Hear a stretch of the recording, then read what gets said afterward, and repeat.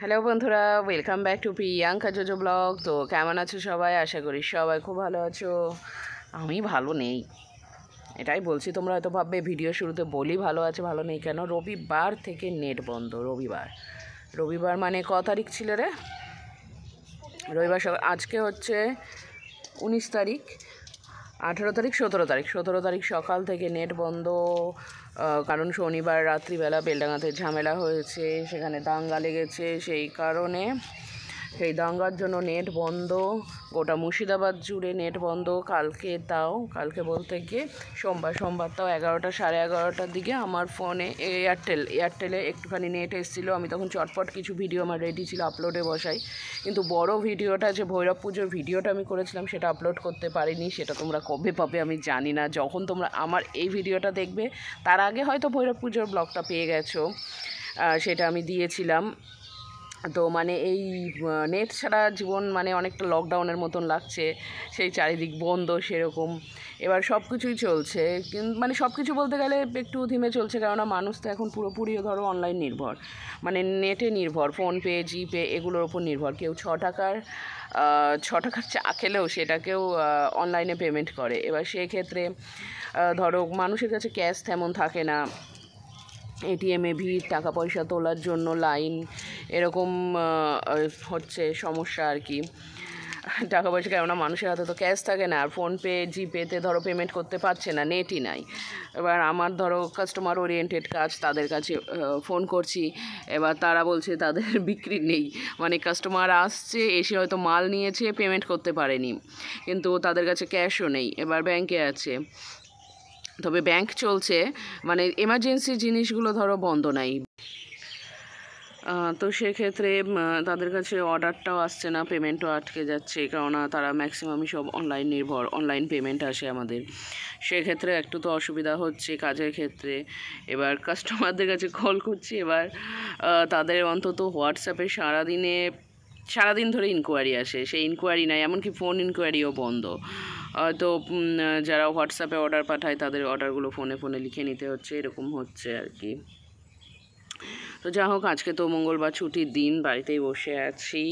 এবার বাড়িতে বসে আছি, বেকার লাগছে। নেট ছাড়া সত্যি বেকার, মানে কিছুই করতে পারছি না। মানে মানুষ এতটা নেটের ওপর নির্ভর হয়ে গেছে, অনলাইনের ওপর নির্ভর, যে মানুষের পক্ষে এমনি সত্যি খুব অসুবিধাজনক হয়ে যাচ্ছে।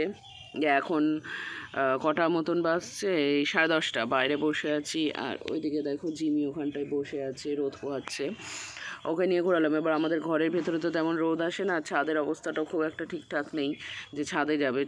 আর এইদিকে দেখো, এটা পড়াবাদ দিয়ে এসে এখানটায় দেখা যাচ্ছে, হ্যাঁ পড়াবাদ দিয়ে পড়ছিল, দিয়ে দেখলো যেই আমি বাইরে বসে টুক করে এখানটায় চলে আসলো। এবার এটার তোমার আজকে 19 তারিখ, 20, 21, ইয়া 2 দিন পর পরীক্ষা। পুছান ভালো আছে, নেট বন্ধ আছে বললাম। তুই যা ঘরে যা, 2 দিন পর পরীক্ষা। মার খাবি, যা। সত্যি শান্তি লাগছে নেটটা বন্ধ ছিল। যাই হোক, এখন দেখি কবে কি পরিস্থিতি ঠিক হয়। এবার সরকার সবার আগে নেটটা বন্ধ করে, কারণ ধরো যা ভিডিও পাচ্ছে সেই ভিডিওগুলো সব ছড়িয়ে দেবে, টুকটাক করে এদিক ওদিক ছড়াতে লাগবে। সেই কারণে যাতে নেটটা বন্ধ করে দেয়, যাতে সাম্প্রদায়িক দাঙ্গা না বেঁধে যায়, আরও বড় কিছু না হয়ে যায়, ঘটনাটা যেখানে আছে সেখানেই থাকুক, ততটুকুর মধ্যেই। এখানে বসে আছে জিমি, আর পুচন তো সেই কবে থেকে বলছে জিমির বান্ধবীর বাচ্চা দেখবে। বাচ্চাদেরকে আমি বলেছিলাম সব মঙ্গলবার দিন দেখাবো। এবার ও যেই জঙ্গল, মা পুজো স্নান হয়ে গেছে, পুজো করছো? জিমি এবার এইদিকে আসছি দেখে টুকটুক করে আসবে।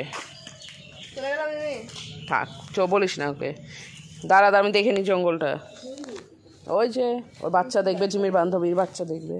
এখানটা একটা গিরগিটি আছে।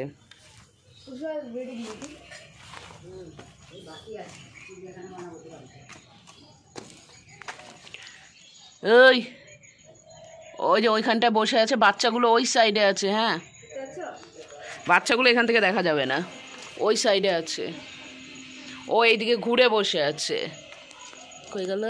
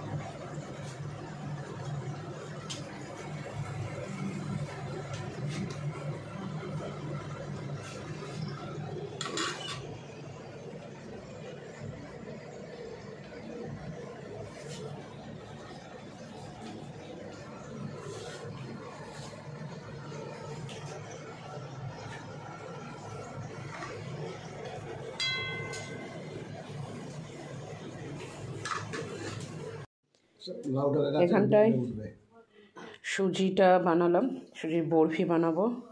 তো এটা এখন একটুখানি ঠান্ডা হোক, জমুক। হ্যাঁ, জমার পরে এটা কাটবো। এখন কাটলে বোধহয় পুরোপুরি উঠবে না। দাঁড়াও একটু, কাটলে উঠবে না, মানে বরফির আকার হবে না। দেখি হয় নাকি, চাকুটা দাও তো। এক্ষুনি তো হলো, সুজি ঠান্ডা হলে কি বলতো একদম বরফির আকারে হবে। একটু থেমে কাটো, তুমি লুচিগুলো বাড়ো। আর এই যে তরকারিটা পুচন রেখেছে, এটা আমাকে দিয়ে দিও। এটার মধ্যে ওটার মধ্যে আমাকে দিয়ে দিও। ভাঙা বড়ি বিক্রি হয় বাজারে, এরকম হিং দেওয়া বড়ি ছাড়া ভালো লাগে না খেতে। 15 টাকা 20 টাকা ভাঙা বড়ি সৎ, আবার হিং দেওয়া, তার ডলফিন দেওয়া, এই দেওয়া নাকি? মা খাবো তো ভালো খাবো না।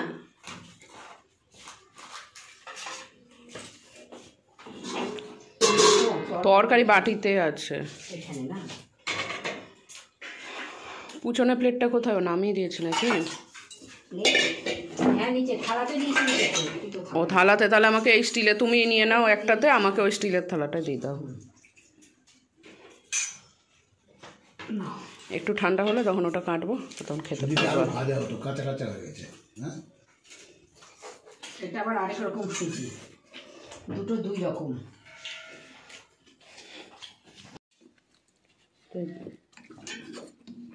কাটা যাচ্ছে, তবে পুরোপুরি ঠিকঠাক উঠছে না। তাহলে একটু পরে হবে। হ্যাঁ, আরেকটু হোক, আমি ঠান্ডা হোক।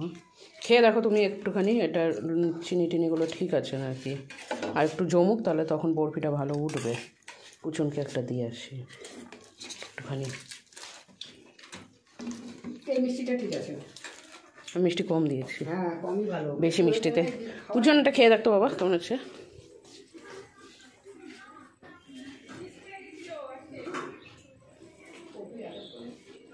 ভালো লাগছে, এবার আমি খাই। বরফিগুলো খুব সুন্দর সাইজ করে কেটে নিয়েছি। দেখো ওইদিকে মেয়েও খাচ্ছে, মেয়ের বেশ ভালো লেগেছে বরফিগুলো। এখন 2টো মতন বাজছে, দুপুরে খাবার দাবার রেডি, সুন্দর করে থালা সাজিয়ে নিয়েছি। চলো তাহলে আজকের ব্লগটা এখানেই শেষ করছি। সবাই খুব ভালো থেকো, সুস্থ থেকো।